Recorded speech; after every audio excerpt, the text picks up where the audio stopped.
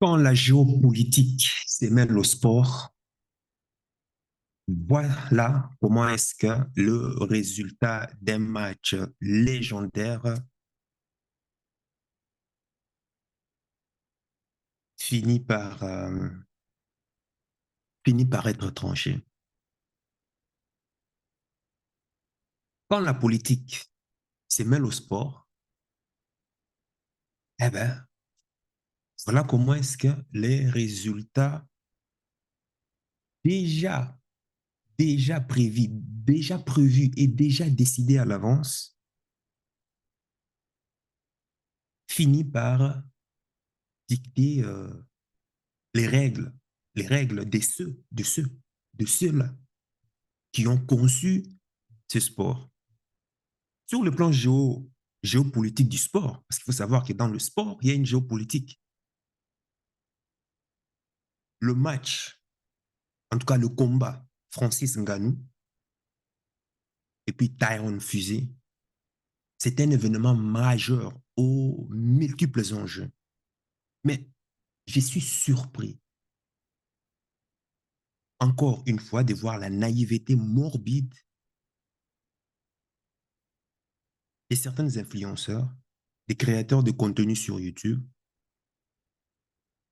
et même des gens dans la vie courante, des gens normaux, qui continuent encore à croire que Francis Ngannou allait gagner. Mais soyons sérieux quand même. Soyons sérieux. Soyons honnêtes. Dans cette vidéo, je vais te dire pourquoi Francis Ngannou n'avait aucune chance de gagner ce combat. Oh, attends, doucement.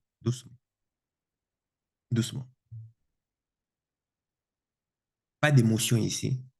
Ça ne sert à rien d'être émotif. Je vais être pragmatique.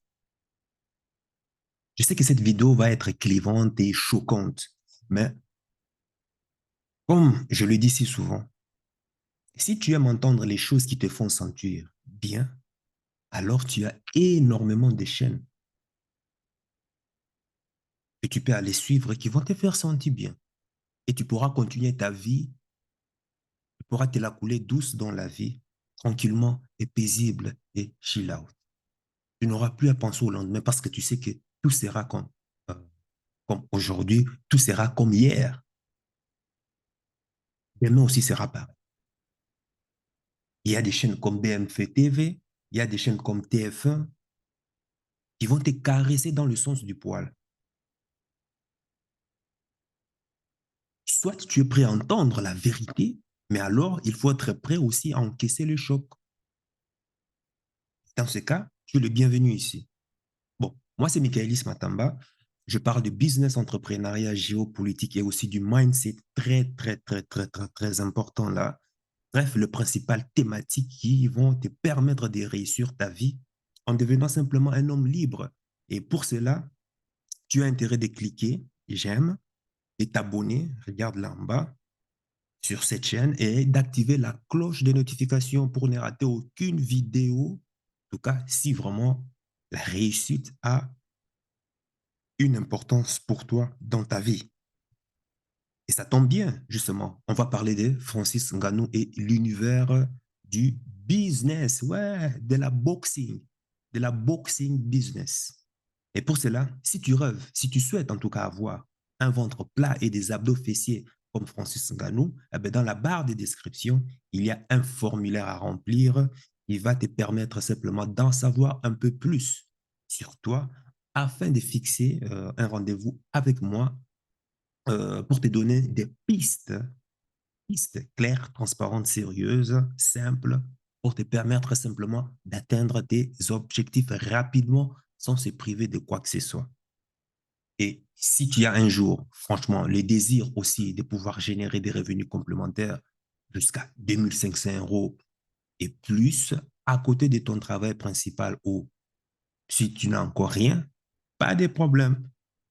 Je vais simplement te dire quelque chose. Imagine ce que tu peux avoir.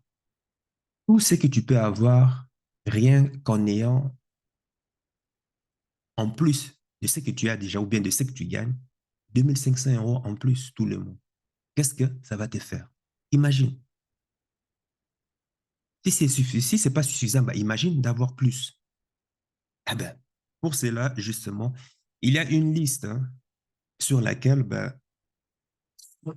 excuse-moi, tu dois répondre pour savoir quel business en ligne tu peux lancer en fonction de ta vocation, en fonction de ta personnalité simplement. Voilà. Donc, fais pause, va de suite dans la barre de description, va checker de quoi il s'agit. Ça te prendra que 5 minutes, pas plus. 5 minutes. Qu'est-ce que ça coûte? Qu'est-ce que ça te coûte 5 minutes pour en savoir plus sur toi, sur ta personnalité et sur comment tu peux générer de l'argent? Et en plus de travailler ton physique, 5 minutes seulement, c'est tout. Voilà. Donc, derrière l'enjeu qui a opposé justement le prédateur Francis Ngannou à la base, champion incontesté de l'UFC, hein, donc, et puis face à cela, tu as Tyson Fury, champion invaincu de la boxe anglaise depuis 10 ans. En tout cas, on a été témoin, en tout cas, de ce qu'on appelle, comme beaucoup le disent, on l'a vu en tout cas, un vol systémique de la victoire de Francis Ngannou. Tous les experts, en tout cas, ont été d'accord, ont été unanimes que, ben voilà, sur tous les fronts, en tout cas, sur tous les plans, sauf un, justement, que je vais pouvoir te partager avec toi, eh ben, Francis Ngannou devrait justement remporter la victoire. Même les plus corrompus, les experts en tout cas, ils ont même été unanimes. Certains même ont été, certains se sont tus. Hein.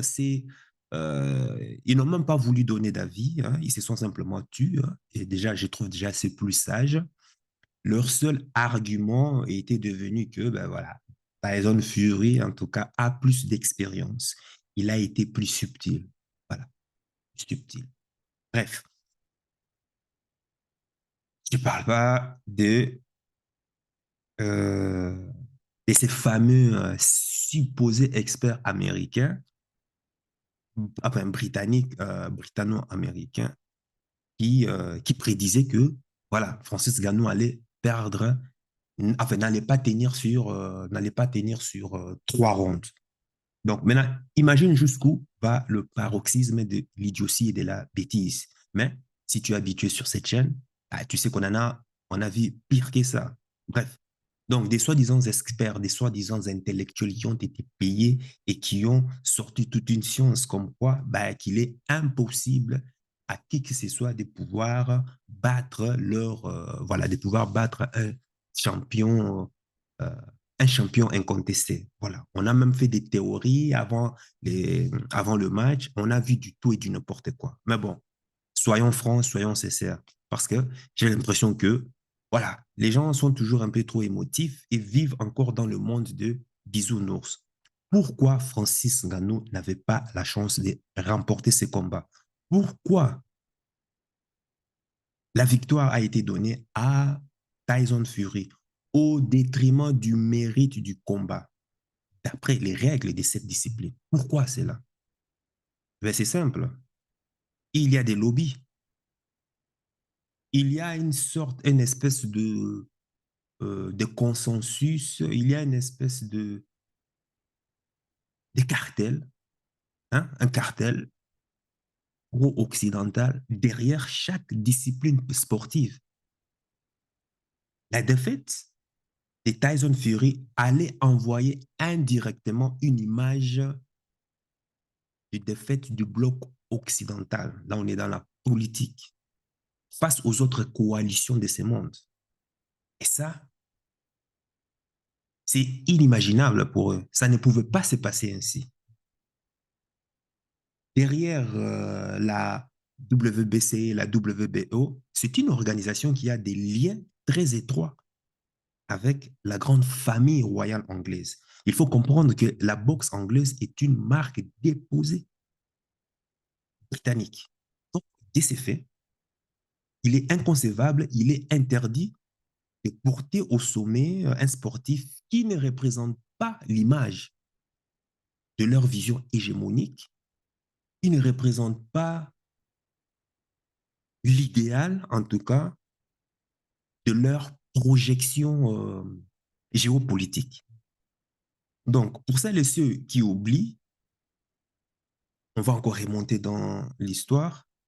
Déjà, rien que pendant la colonisation, il faut savoir qu'il y avait des sportifs européens qui étaient emmenés ou bien déportés de force dans les colonies pour implémenter la suprématie de la puissance coloniale. Il y a d'ailleurs même un film très bien connu, un film légendaire que j'adore, qui relate aussi l'histoire, mais ça se passe en Asie. Le film d'IP, euh, euh, comment on appelle ça? IP Man. Qui connaît IP Man? Qui a déjà vu la trilogie de Maître IP? IP Man, Maître IP, le fameux maître légendaire, le maître initiateur de Bruce Lee, avec les arts martiaux de Wong Chun. Allez voir l'histoire, ça relate un peu l'histoire de la Chine. Comment est-ce que la Chine a été envahie par le Japon avec le soutien de l'Empire britannique. Mets dans les commentaires si tu as déjà vu ces films et quels ont été justement les moments qui t'ont le plus marqué. Fais une pause, mets ça dans les commentaires. IP, Ip Man, Ip Man. Donc, ces films relatent très bien ces enjeux, l'enjeu de la boxe face à la libération d'un peuple opprimé, d'un peuple colonisé qui se sert, eux, de la boxe chinoise pour euh, pouvoir, euh, pour pouvoir sortir de cette domination, pour pouvoir sortir du joug du colonialisme du colon britannique. Allez voir les enjeux. Donc, dans l'équation géopolitique actuelle, il était impossible de donner la victoire, non seulement à un noir, il faut dire les choses telles qu'elles sont. Attention, attention, je précise bien, un noir qui arrive avec les couleurs d'un drapeau africain. Donc, si Francis Ngannou, disons qu'il était français, bon, français, bon, oui, français, américain, hein, américain, disons, ben, croyez-moi, qu'il devrait remporter haut la main la victoire.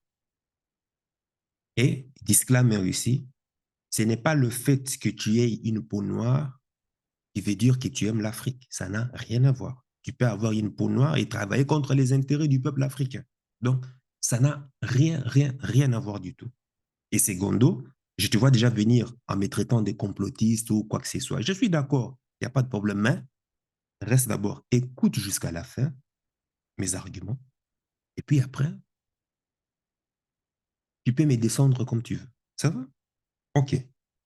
Donc, déjà, les Noirs, il faut savoir qu'ils brillent dans cette discipline, qui est considérée comme valeur, et d'ailleurs, c'est vrai, ne brillent pas sous le drapeau des anciens pays colonisés, ou bien ne brillent pas sous les drapeaux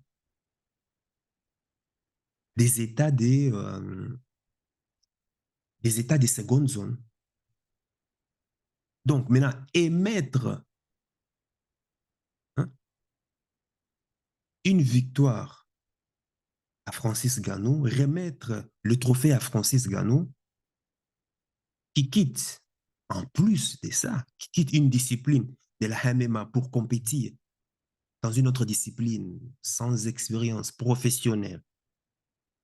D'après eux, hein, je te parle d'après eux, avec seulement 2 mois de préparation et qui a amoché, déculotté, voire même écrabouillé Tyson Fury, il représente un icône invincible, invincible. Pour eux, en tout cas, c'est carrément inadmissible. On est d'accord que Francis Ngannou a fait un exploit. Et la concentration, le focus, les règles du jeu, la discipline aux règles du jeu, il était présent sur tout, les techniques sur tout. Les punchs précis, tout y était. Les spécialistes même de cette discipline étaient aux abois lorsqu'ils ont appris la nouvelle du score. Et ce n'est pas moi qui l'ai dit, hein. Va simplement voir sur YouTube, clique sur spécialiste réaction à Francis Ngannou. Les mêmes qui pronostiquaient déjà la défaite, déjà au troisième round de Francis Ngannou, va voir leur réaction. Ils étaient tous mitigés, en tout cas surpris. L'enthousiasme qu'ils avaient avant le match et l'enthousiasme après le match, tu verras qu'il y a deux mondes totalement différents. Donc, même d'autres experts, par exemple américains, qui ont prédit le knockdown à Francis Ngannou, étaient bouche bée. Donc, le monde a retenu qu'il s'agissait simplement, voilà, d'une victoire boulée. C'est simple. Mais non. Penses-tu que Francis Ngannou, s'il était anglais, s'il était américain ou français, penses-tu qu'il allait perdre, sachant qu'il aurait dû, ou bien qu'il aurait eu, justement, ces rouleaux compresseurs du lobbyisme comme soutien derrière lui? Penses-tu qu'il allait perdre? En tout cas, selon moi, effectivement, non, pas du tout. Francis Ngannou est seul. Il ne s'assume que par lui-même et il n'a que sa foi pour pouvoir avancer dans ses rêves, dans ses ambitions. En plus de ces tensions avec le président de l'UFC, David White, et sans compter encore ses adversaires de l'ombre, et ça, je pense que je ferai peut-être une autre vidéo sur ça, tu comprends bien que toutes les chances ne sont pas de son côté. Oui, je sais qu'il a la force physique. Oui, je sais qu'il a la technique. Oui, mais il faut savoir, le sport n'est jamais neutre. Il était impossible carrément de lui accorder cette victoire. Donc, la boxe, il faut savoir que la boxe anglaise est une marque déposée anglaise. Donc, ceux qui pensent que la boxe est neutre ou quoi que ce soit, arrêtez d'être naïf, franchement. C'est une marque déposée anglaise, conçue par les Anglais, contre les autres, contre tous. C'est eux contre tous. Voilà. Et comme je l'ai dit, dans mon post que j'ai publié, tu peux aller voir dans le post que j'ai publié après les résultats, hein, après les résultats du match, qu'est-ce que j'ai dit? Retiens simplement la leçon et apprends, c'est tout. Maintenant, ça sera à toi. Quand je dis apprendre, c'est quoi? C'est qu'on découvre que la force physique ne suffit pas pour pouvoir te déclarer vainqueur. C'est pas ça que j'ai dit? Quand j'ai dit qu'un homme doit se construire sur tous les plans, voilà la leçon que nous donne ces matchs. La force physique ne suffit pas. Il faut avoir le pilier financier. C'est à toi de te redéfinir. C'est à toi de t'organiser de manière au sein de tes organisations que tu puisses créer des champions et que tu crées des principes qui vont être à la faveur quoi de tes athlètes ou bien de ton organisation ou bien de toi simplement. Et ici, je m'adresse généralement aux Africains qui sont encore émotifs et qui croient encore que voilà, le sport est neutre. Arrêtez de vous voiler la face, les amis, hein. Arrêtez de vivre toujours dans le monde des bisounours. Vous ne retiennent, c'est-à-dire vous ne retenez jamais la leçon de l'histoire. Le sport, la science, l'éducation, la religion ont tous des objectifs géopolitiques. La géopolitique est derrière. Il faut toujours se demander, mais qui a été l'initiateur, qui a conçu les règles de ce sport, et qui a conçu les règles de toutes ces disciplines? Tu verras pour eux qu'il y a une influence, il y a toujours des lobbies derrière. J'en ferai encore une autre vidéo, même avec la compétition, la fameuse compétition Miss Univers, Miss Monde. C'est tous des lobbies qui sont derrière. Le féminisme, tous des lobbies qui sont derrière. Tu crois que le monde est neutre? La religion, on n'en parle même pas, on le sait déjà. Et en plus, c'est ce qu'on voit avec Francis Ngannou, Regarde comment la réalité géopolitique euh, a rattrapé récemment Karim Benzema. On l'a tous vu. Quand l'équipe de football français remporte des trophées, les Noirs de l'équipe sont tous des Français, sont considérés comme Français. Mais quand elle accumule des échecs, ah ben les Noirs deviennent quoi? Des Français d'origine, oui, maliens, d'origine burkinabèse, d'origine du Niger. C'est ça qu'on dit, non? Quand, quand Karim Benzema fait la promotion d'une marque, d'un produit financé par le lobby sioniste, ben là, tout le monde applaudit. Mais quand il a une pensée pour les victimes de la bande de Gaza, de suite, qu'est-ce qui se passe? On lui rappelle ses origines algériennes. Alors qu'il est né en France, il n'a même pas mis les pieds. Il n'a jamais mis, si j'ai de bonnes mémoires, il n'a jamais mis ses pieds en Algérie. Il n'a jamais passé ses vacances en Algérie.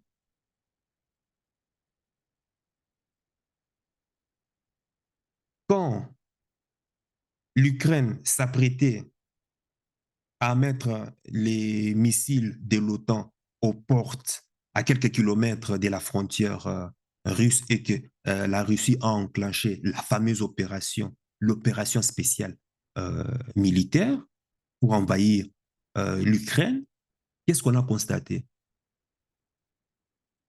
La fédération de football, la FIFA, qui est censée être apolitique, qu'est-ce qu'elle a fait?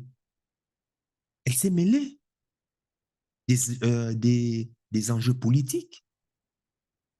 La FIFA a offert des dons au peuple ukrainien.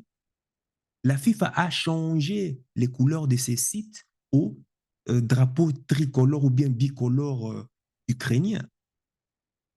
Mais cette même FIFA, lorsque la bande de Gaza est envahie par Israël, où est-ce qu'elle est? Elle dit quoi? Que non, la FIFA ne se mêle pas de la politique. Nous sommes juste, ben voilà, une organisation sportive et c'est tout. Deux poids, deux mesures. Va comprendre. Qui comprend, comprendra. Francis Ngannou a été simplement victime d'une sanction au profit d'un lobbyisme qui influence le boxing business. Voilà. Le crime de Francis Ngannou est d'avoir assumé son identité camerounaise. Le monde dans lequel on vit, les amis, c'est une jungle. On ne connaît qu'un seul langage, c'est la force. Être fort ne veut pas dire simplement peser 110 kilos de muscles, non. Il faut avoir le package complet. Hein? Les coups que tu vas recevoir peuvent venir de n'importe où. Alors, en plus de ta force physique, oui, tu dois travailler ta force financière pour avoir simplement de l'influence. Maintenant, tu comprends maintenant pourquoi l'un des objectifs de cette chaîne, tu comprends maintenant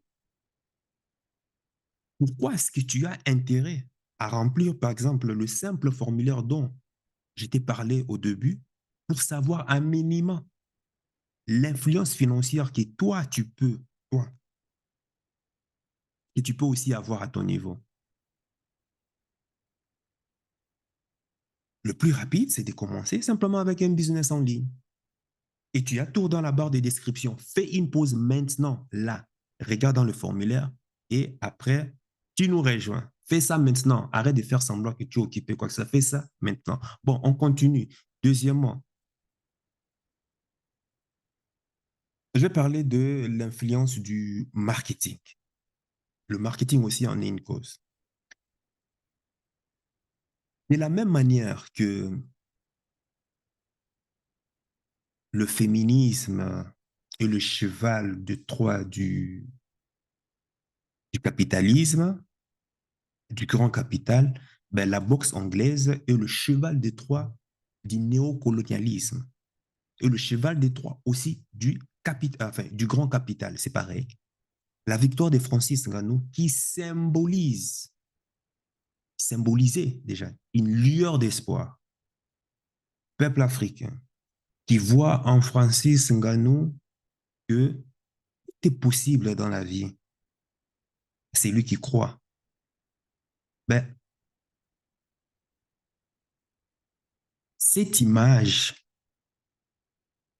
cette image-là qu'il renvoyait allait justement envoyer une image de défaite, une image de défaite de la Grande-Bretagne, du bloc occidental en tout cas, face aux autres coalitions internationales. Alors, ils ont manœuvré par tous les moyens pour renverser les scores. La preuve, j'ai mis quiconque au défi, je dis bien quiconque au défi, surtout si tu es amateur ou bien tu es fanatique ou bien tu es un grand connaisseur de la boxe anglaise, ben, s'il te plaît, fais une pause et donne-moi les noms des juges qui ont délibéré les résultats. Fais une pause et donne-moi ça dans le commentaire. Non, ça ne sert à rien de faire semblant. Fais pause, donne-moi les noms des juges. Moi, j'ai cherché en tout cas, jusqu'à aujourd'hui, je ne trouve pas. Et d'ailleurs, c'est pour cela que j'ai tardé à faire cette vidéo.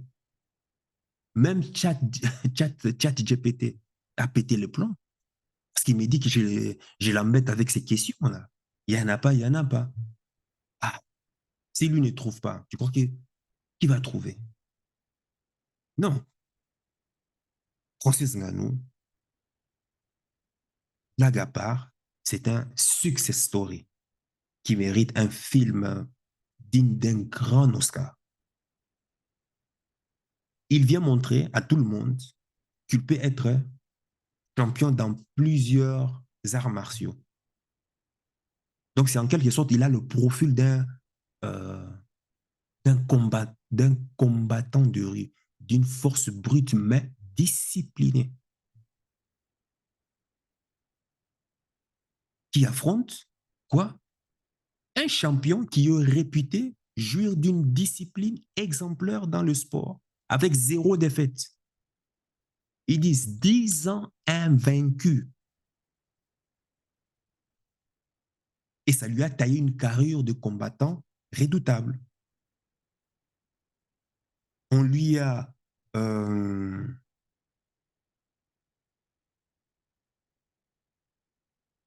on lui prédit, comment on appelle ça?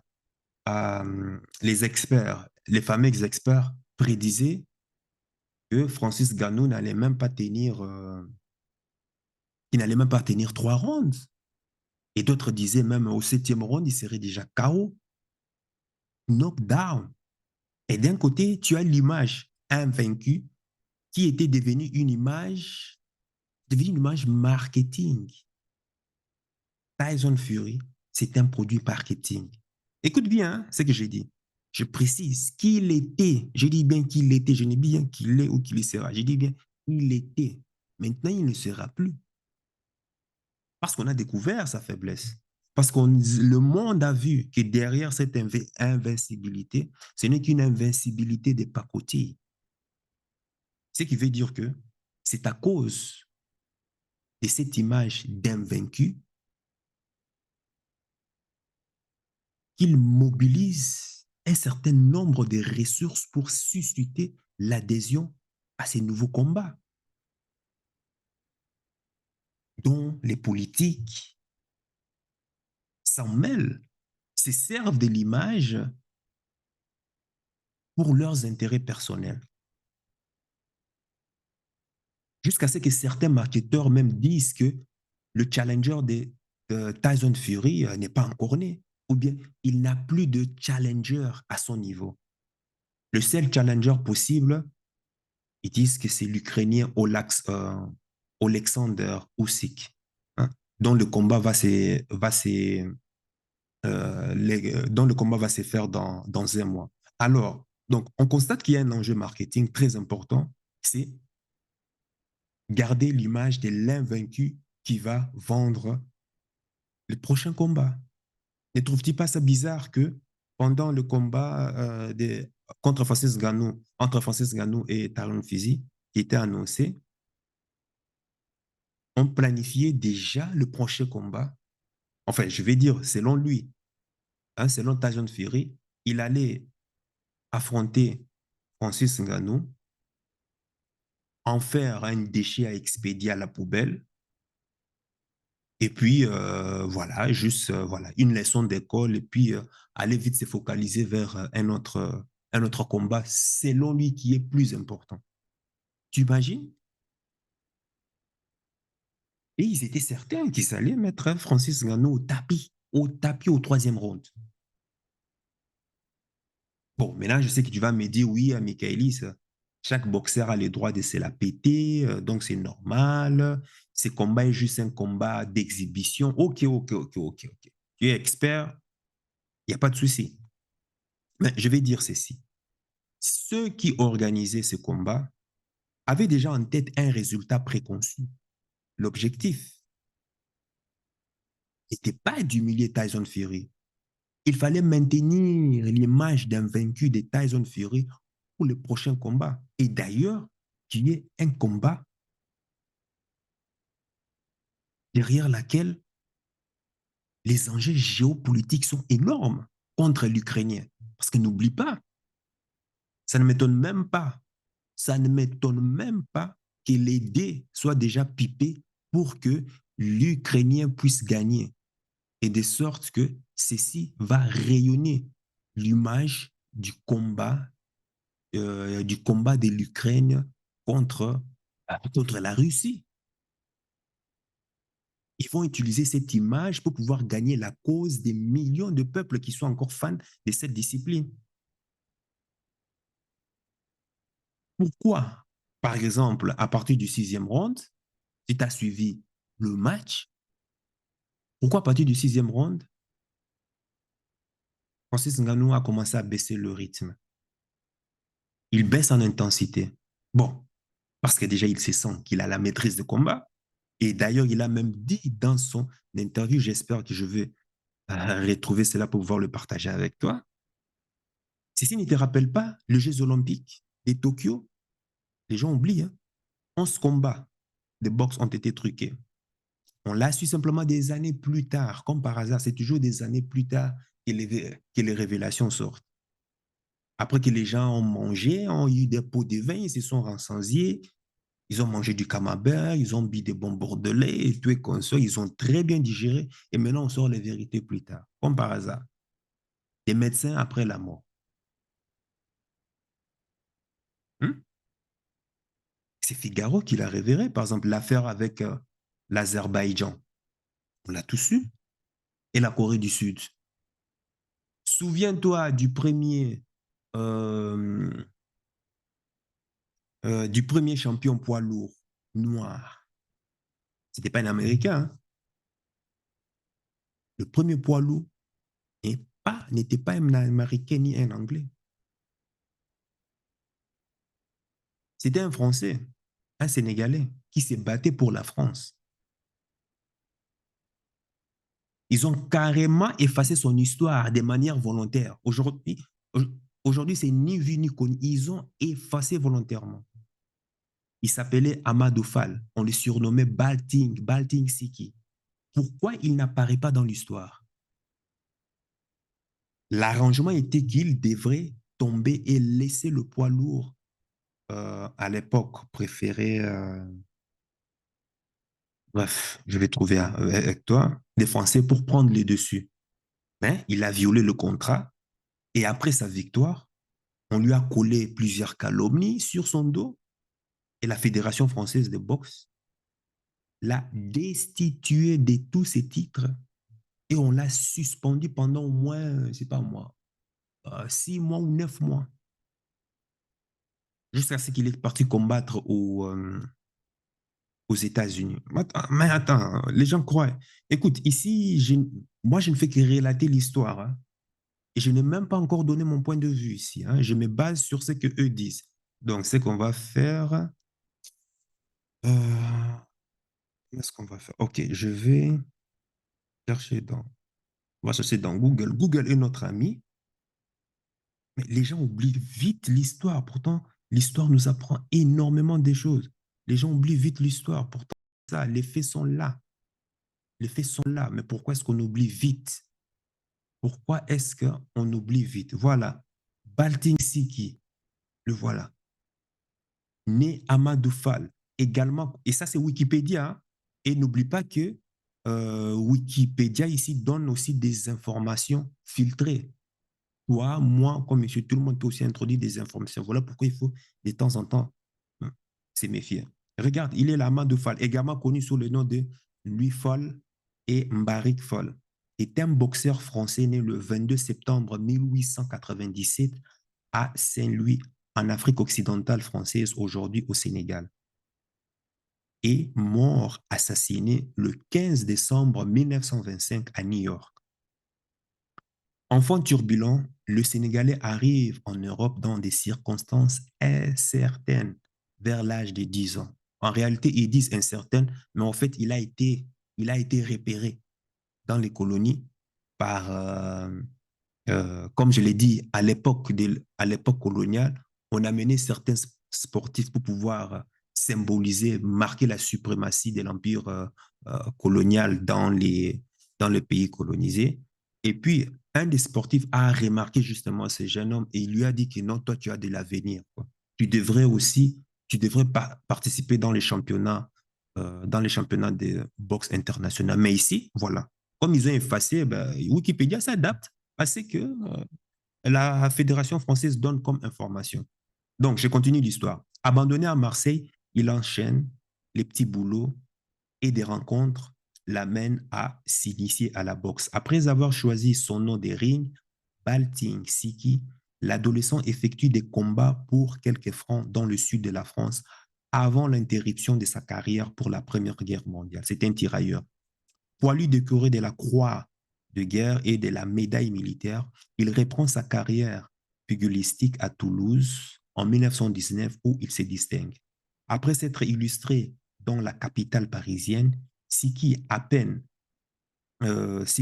peine à trouver des adversaires et entame une tournée de combats à l'étranger.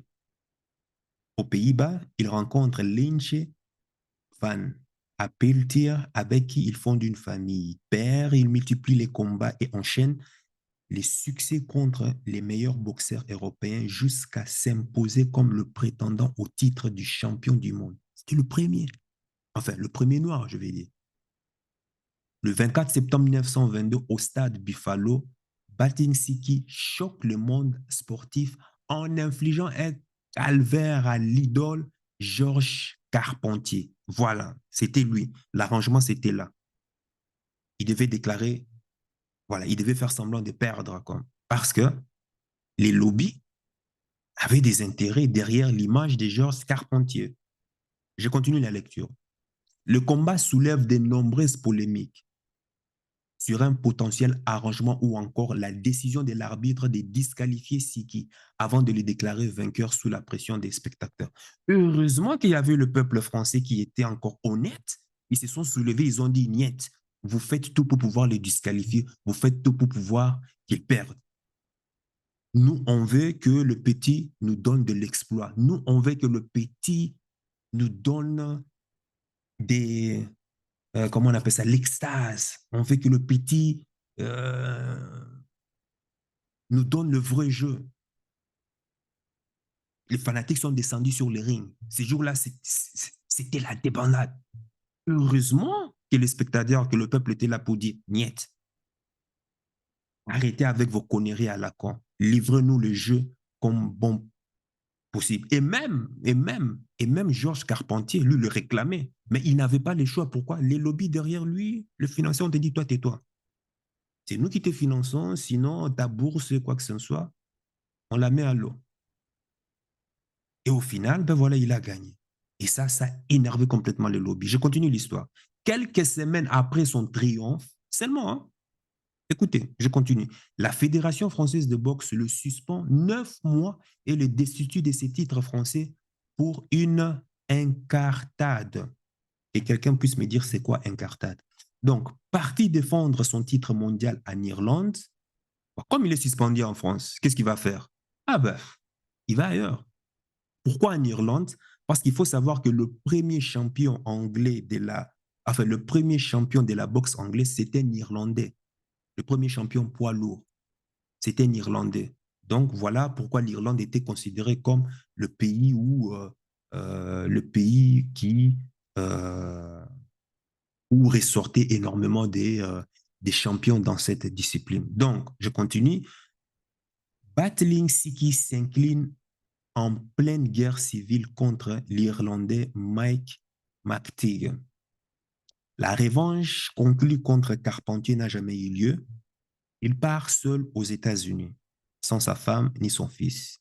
Il y connaît de multiples difficultés, indésirable en France, menacé d'expulsion en Amérique, qui le pousse à un deuxième mariage. Siki peine à trouver sa place, poignardé et hospitalisé en juillet 1925. Bizarre, non? Vous voyez?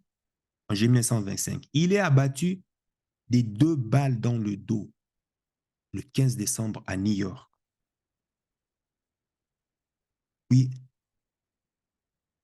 enterré dans une fosse commune. Rapatrié au Sénégal en 1993. Imaginez de 1925 à 1993. Donc, à la limite, même c'est poussière, c'est peut-être des squelettes. À l'initiative de José Suleiman. Sa dépouille se trouve dans sa ville natale depuis. Je vous laisse là. Allez continuer vous-même l'histoire. Regardez, c'est très long. Hein? Regardez, c'est très long. Rien que sa biographie. Je n'ai jamais vu un Wikipédia ainsi. Rien que ça. Pourquoi? Et tout ça, ce ne sont que. Ils ont pris, parce qu'il y a différents auteurs qui essaient d'envoyer des petites informations. Personne ne sait vraiment, voilà. Euh, voilà, comme on dit, plusieurs éléments de la biographie de Battling Siki, dont son nom personnel, sa date de naissance, les circonstances de son immigration en France, sont l'objet de divergences entre les histoires. La France fait ça exprès. On connaît comment les jeux se passent. Voilà, c'est tout. Allez continuer l'histoire. Là, tout est là. Qui comprendra, comprendre. Allez continuer l'histoire, voir. Qui comprendra, comprendre. Donc, aujourd'hui, on voit bien que la question d'invisibilité de Tyrone Fusey, si on le compare avec Georges Carpentier, et face à Francis Ngannou et Balting Siki, ça montre comment c'est que les enjeux économiques prennent les dessus sur les enjeux sportifs. Donc, il ne faut pas ignorer ça. Si ce n'était que l'enjeu sportif en temps réel, ben voilà, Tyson Fury ne tiendrait pas 5 rounds. Parlons des enjeux économiques.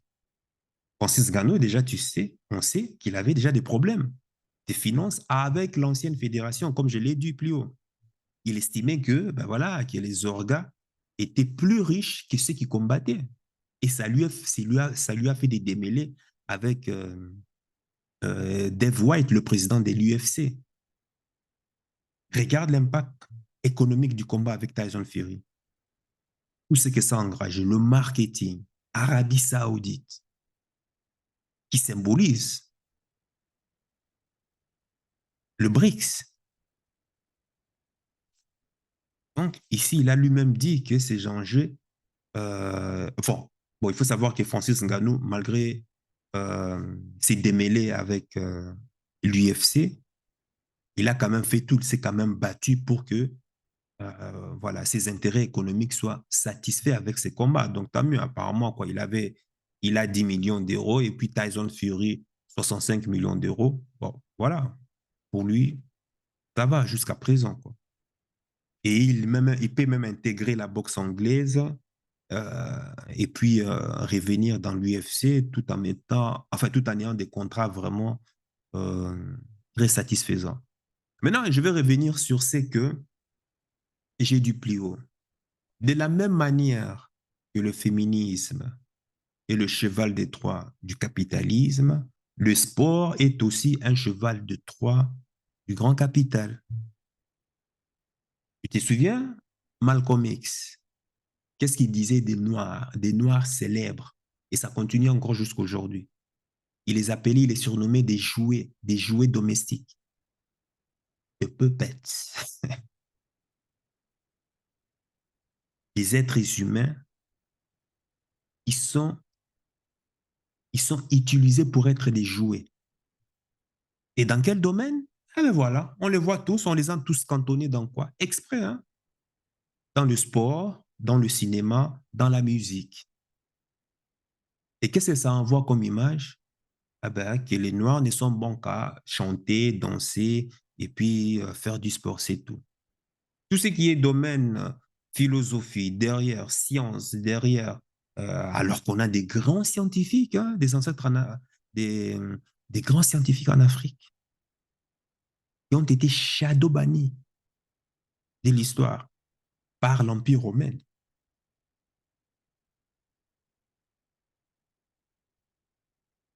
Ça fera l'objet d'un autre sujet. Et qu'est-ce qu'on nous vend aujourd'hui? Aujourd'hui, revenons aujourd'hui d'abord. Qu'est-ce qu'on nous vend aujourd'hui comme idole, comme des modèles de réussite? Soyons sérieux. Qu'est-ce qu'on nous vend comme modèle de réussite aujourd'hui? Les Will Smith, les Michael B. Jordan, les Kanye West, les Tare Judson, les Justin Bieber, les Kim Kardashian, les, comment ils s'appellent? Les Nicki Minaj. Bref, tous ces genres de trucs, quoi. Et quand tu te mets à toi mimiquer ces personnalités,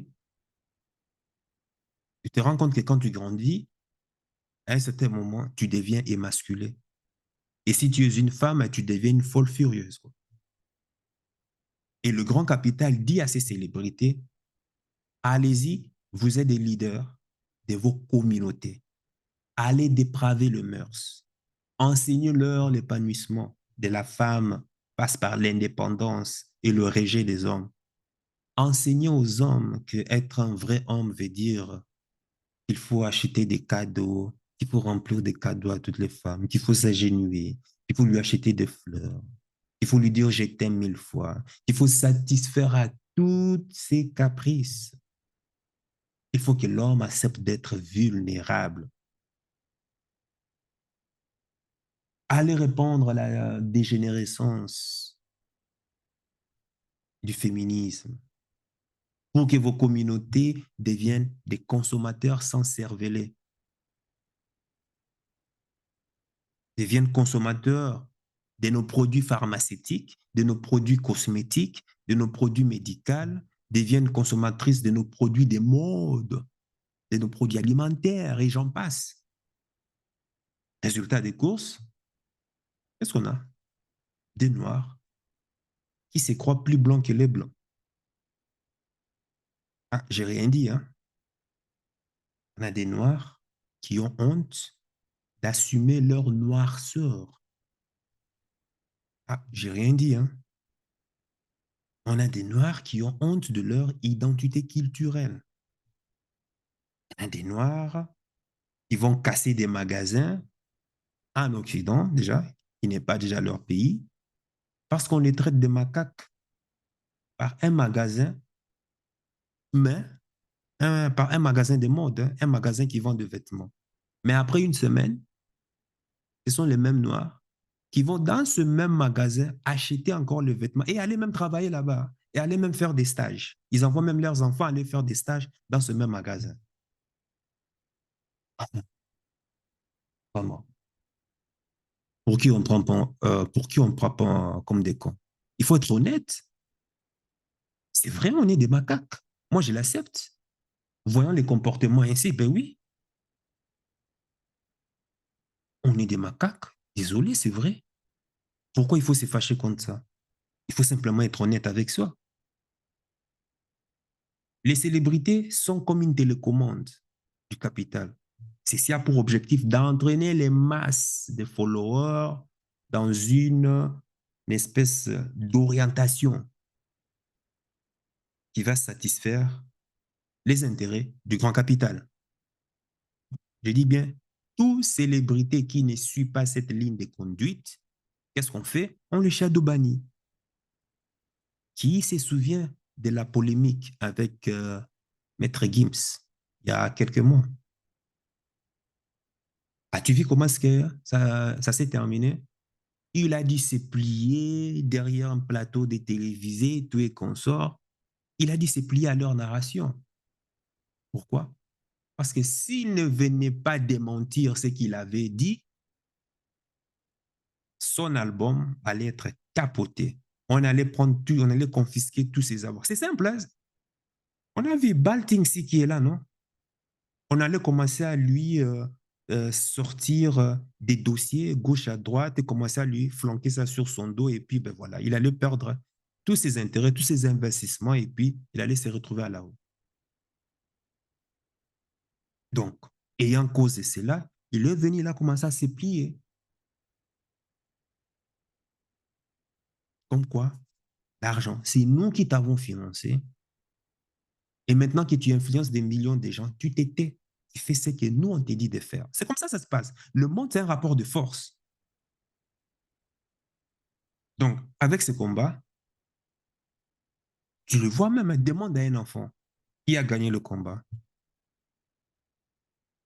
Ils m'ont dit, c'est Francis Ngannou. J'ai demandé même à des gens qui ne savent même pas les règles de la boxe. Même à des femmes. J'ai demandé à des femmes, j'ai demandé même à ma copine. Regarde le match, s'il te plaît, et dis-moi qui selon toi qui a gagné. Il dit, ah, je constate que les Noirs donnaient plus de punch, plus de coups. Non, non, non, moi, c'est lui qui a gagné, non? Ok, merci ton avis. Tous, ils étaient unanimes. Même un bébé, il ne connaît pas les règles, hein, il sait quand même en voyant comment est-ce qu'on a mis à terre l'autre, bah, c'est l'autre qui a gagné. Mais bon, que veux-tu? S'il était américain, forcément, oui, il aurait remporté la ceinture. Le monde, c'est un rapport de force. Et c'est le plus fort qui influence ces règles. Tu te souviens de Mohamed Ali? Ah, Mohamed Ali, le champion de champions. Dès qu'il a commencé à assumer son identité, dès qu'il a commencé à dénoncer les injustices aux USA, que lui ont-ils fait? On a retiré son titre. Ils lui ont flanqué des procès qui a eu pour conséquence quoi? Il a dû payer des millions de sa poche, donc ça l'a encore appauvri encore. Parce qu'il fallait payer les juges, il fallait payer ceci, il fallait payer cela. On lui a trouvé euh, des cas vraiment ignobles, des fraudes fiscales, ce genre de trucs à la con, juste simplement pour lui soutirer son argent et l'affaiblir davantage. Le pouvoir de l'argent dans le sport enlève au sport ses vraies valeurs. C'est comme ça. Tout le monde a vu qu'en dehors de la tricherie que maintient Tyson Fury au sommet, il n'y a rien de consistant qui fait sa renommée aujourd'hui.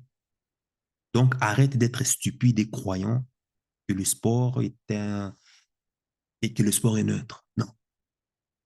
La maîtrise de la finance va te permettre d'influencer n'importe quelle discipline vers la justice et l'équité. Voilà pourquoi je recommande tout le temps de faire de l'argent. Ça va te permettre, si tu veux, de créer des lobbies plus tard, pour ensuite influencer les choses dans la positivité, dans l'égalité. Voilà le but de cette chaîne.